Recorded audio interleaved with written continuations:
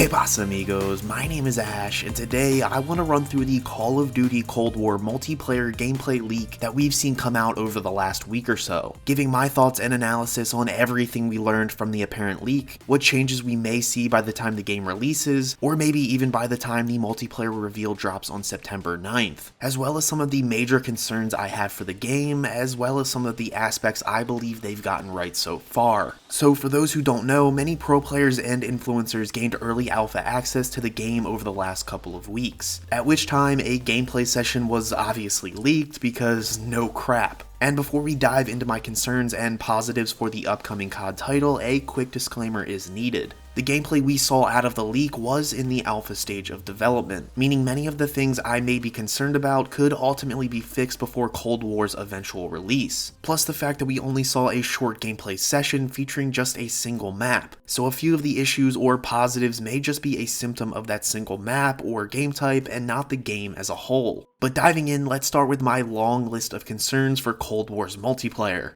To start, we look at the overall aesthetic of the game, which to me just fell off. It looks and feels like the recently released game Crossfire X, and definitely not like the classic and legendary Call of Duty art style. The choice to add health bars above each enemy just feels cheesy and out of place, adding to the not so familiar feel this gameplay induces. And while trying a new aesthetic isn't inherently bad, the look of the gameplay just feels like a subpar AAA game and not the titan that Call of Duty really is. And in all honesty, the entire experience gave off that same vibe. The audio for the entire game just felt really weird and almost like it was meant for an arcade-style title, with loud, stomping footsteps, stereotypical cookie-cutter gun effects, accompanied by thudding, smacking hit detectors that just felt weird, wrapped together with clunky sound effects that created an odd and unappealing soundscape. And in addition to all of that, the visuals were less than appealing. For example, the HUD was basic and bland, with the bare information being displayed in a very unappealing way. However, of all of the flaws we found in the gameplay alpha, this is the issue that will most certainly be fine-tuned and adjusted, so let's not stress about that too much. Moving on to a few aspects of the gameplay that may or may not affect the game in a negative way, we first start with the sliding mechanic. Even though I've generally been a fan of the alternative movement features added to several of the recent COD titles, we may have just reached a breaking point.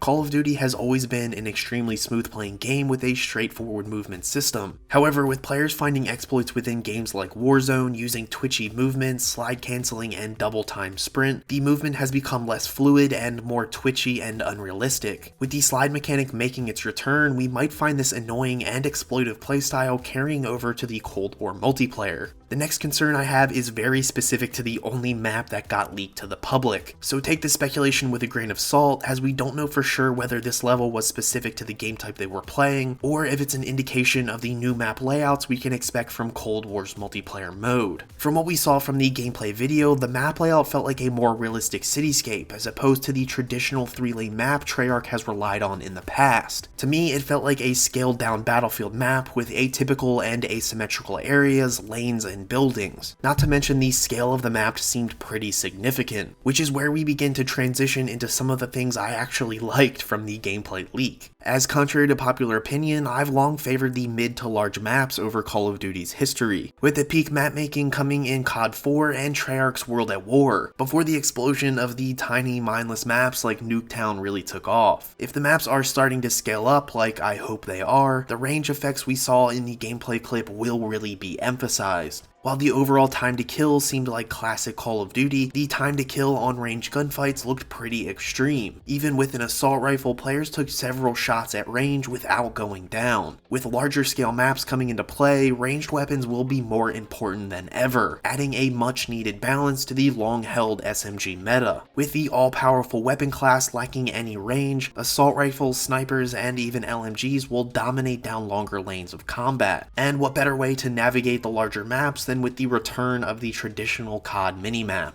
In my opinion, this was a no-brainer after Modern Warfare pulled the always present minimap for a compass, with the map only appearing when a UAV or other enemy revealing kill streak was used. And finally, the last positive thing I took away from the gameplay is the class system. From what we can see, the new class system seems pretty deep and very customizable, with each player carrying a primary and secondary weapon, in this case an assault rifle and shotgun, with each being able to carry 5 attachments each, as well as a variety of personal upgrades, with the classic 3-perk system that comes along with a field upgrade and wild card. The field upgrade we saw was a field mic, which honestly I have no idea what that means, but I think we can expect other upgrades to be the likes of stopping power, juggernaut, and so on, while the wild card could be anything from an additional perk or upgrade to a completely new ability to give players an advantage. Also making a return is the tactical and lethal slots, which we can expect to hold flashbangs, grenades, claymores, and so much more. And the way each class was decked out, it doesn't seem like there is any sort of Black Ops style pick 10 system, so we should be able to go crazy and max out each class, which I absolutely love. So that is everything that stood out to me during the Call of Duty multiplayer gameplay leak. Even though we didn't get a ton of time to see the new game, there were a bunch of details packed into that short video. Look for the full official multiplayer gameplay reveal to drop on Wednesday, September 9th, where we will definitely see and learn a hell of a lot more, and at which time I hope we will see a far more polished version of Call of Duty Cold War. Anyway, that will do it for this video. Make sure you hit like, click or tap that subscribe button to become the heart of this gaming channel, and be a part of the conversation in the comments below by telling me what stood out to you in the Cold War gameplay, what you loved, what you hated, and everything in between. And for more gaming analysis, news, reviews, and opinions, stay here on Ash Heart. And as always, thanks for watching.